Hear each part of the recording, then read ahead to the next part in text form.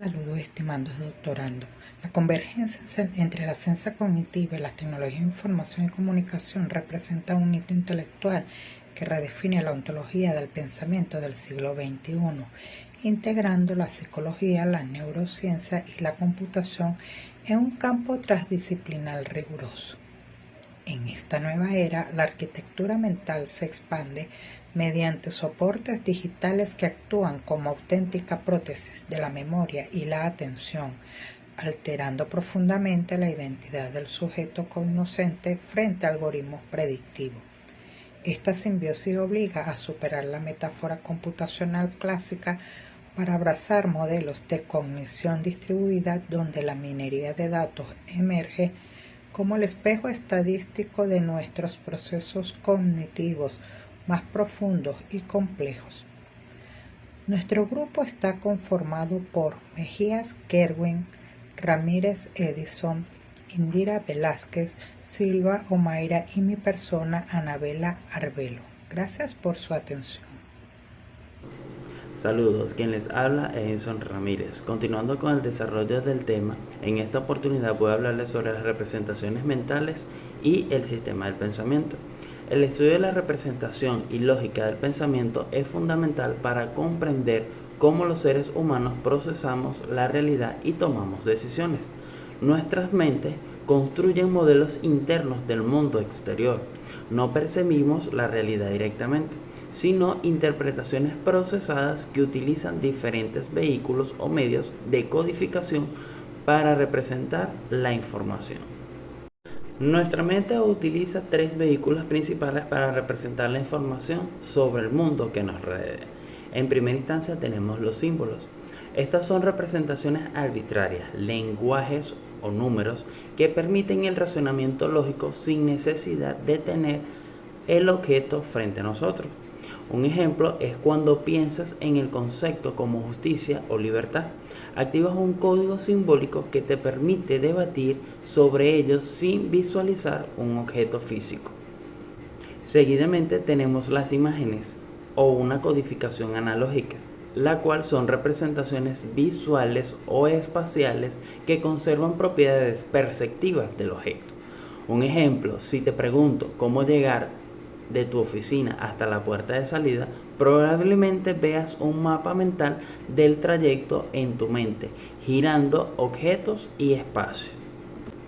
Y por último tenemos los esquemas, lo cual es una codificación estructural.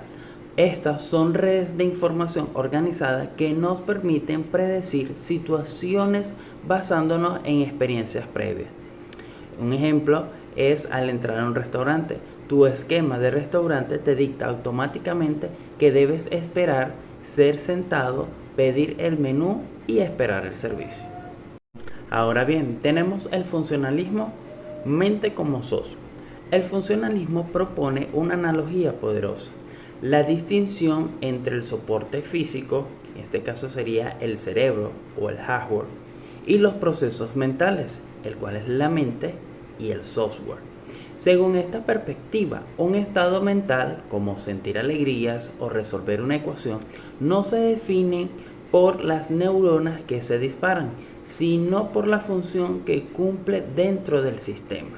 Esto nos lleva a una independencia del soporte. Lo importante es el programa que corre. Si mañana pudiéramos replicar la lógica de un proceso mental en un sistema artificial o en un soporte lógico distinto, el proceso seguiría siendo el mismo, porque la lógica funcional es independiente de la materia. Como por ejemplo, piensa en un archivo PDF. Este puedes abrirlo en una computadora Mac, en una PC con Windows o en un teléfono. El archivo, el cual nos referimos al proceso mental, sigue siendo el mismo, aunque el soporte, el hardware, sea totalmente distinto. En este sentido tenemos también el sistema de producción dual, intuitivo versus analítico. Este modelo, popularizado por autores como Daniel Kahneman, sugiere que nuestro pensamiento no es unitario, sino que opera mediante dos sistemas en constante interacción. Uno es el sistema intuitivo, el cual es rápido. Su función, procesamientos automáticos e inconscientes. Un ejemplo de ello es cuando alguien te lanza una pelota. Tu sistema intuitivo calcula la trayectoria que mueve tus manos para atraparla. Son fracciones de segundo donde no haces cálculos físicos conscientes. Seguidamente tenemos el sistema 2, el cual es analítico y lento. Su función es el procesamiento consciente y deliberado. Como por ejemplo, si te preguntan cuánto es 17 por 24, tu sistema 1, el cual es el intuitivo y rápido, se queda bloqueado. Necesitas activar el sistema 2, el cual es analítico y lento. Detenerte, concentrarte y realizar la operación matemática paso a paso. En este orden de ideas nos preguntamos cómo se integran estas tres vertientes. La lógica de nuestro pensamiento es una orquesta compleja, donde cada sección tiene un papel fundamental. Codificamos la información usando esquemas y símbolos para tener un sentido del mundo. Ejecutamos funciones mentales que nos permiten. Buenas tardes, saludos a todos, apreciados doctorantes. Me es oportuno indicar que dentro de lo que se considera la biología del aprendizaje, el conexionismo viene a ser considerada una premisa influyente en el campo de las ciencias cognitivas y psicológicas, cuyo sustento está basado en que los seres vivos conectan entre estímulos y respuestas que generan aprendizaje. En este sentido, una actividad de aprendizaje observada en gatos y perros evocan procesos de aprendizaje enfocados en la psicología cognitiva. Todos estos preceptos han contribuido en la actualidad a desarrolladores a fortalecer y aumentar las capacidades que hoy día la inteligencia artificial procesa a través de las muy conocidas redes de transmisión neuronal, que dan ese carácter conductual similar al pensamiento humano. Consecutivamente, sobre los modelos globales de resolución de problemas, es oportuno mencionar que se tratan de estímulos de resolución cuyos pasos definen desafíos para identificar causas, raíces y aplicar soluciones basadas en datos, como el DMAIC 8D PCA, diseños estandarizados para tomar decisiones, mejorar la eficacia en entornos complejos de redes empresariales. Todos estos modelos operativos afianzan metodologías concretas en el ámbito de la tecnología, volviendo a concretar su vital importancia el conexionismo en las redes neuronales de aprendizaje Deep Learning, la cual podemos definirlas como un tipo de algoritmo de aprendizaje automático inspirado en el pensamiento humano. Ya como anteriormente lo hemos enfatizado, en la biología del aprendizaje, el Deep Learning viene a representar en el ámbito de la tecnología una potente herramienta para resolver problemas complejos y difíciles que para algoritmos informáticos tradicionales ayudan al reconocimiento de imágenes y al procesamiento del lenguaje natural, y constituyéndose en fuente que fortalece un mejor algoritmo informático en un CPI multinúcleo, donde las unidades de procesamiento en paralelo de gráfico y clústeres saben aprovechar muy bien este paralelismo. Sobre la neuroplasticidad, es necesario argumentar que el cerebro es un órgano vital cuyas capacidades se enfocan en organizar estructuras y funcionamiento a lo largo de la vida, donde la sinapsis fomenta respuestas, experiencias y lesiones de adaptación funcional cognitiva, desde un nivel molecular hasta llegar a una fuente estructural. Desde este punto de vista, la plasticidad neuronal en la actualidad es la que impulsa la investigación y la innovación constante, donde el cerebro seguirá siendo fuente de conexión. Cognición en entornos digitales como eje número 4, en la cual este enfoque teórico comprende cómo pensamos, aprendemos y decidimos en la era digital, en la cual pues esta se va a llevar a cabo un enfoque integrado, ¿verdad? En la cual el eje de cognición integra tres perspectivas teóricas, que es la cognición situada y extendida, la teoría de carga cognitiva y la interacción humana-computadora. En esta cognición situada y extendida es la que expande más allá de la tecnología, de cómo puede utilizarla el ser humano, con una teoría cargada de una conectividad donde se pueda desarrollar de forma multidireccional entre la tecnología y la persona. Y por último, el computador, que es un eje muy fundamental para la ciencia, es la que ayuda a desarrollar todo este enfoque. De esta forma también se puede decir que la cognición situada se divide en dos enfoques muy fundamentales, que es el conocimiento, que depende del contexto, y el entorno como co-creador, es decir, las herramientas y el entorno que participan activamente en las construcciones del conocimiento, pero por otro lado no se genera únicamente dentro de la mente, sino que emergen en el contexto social, cultural y tecnológico.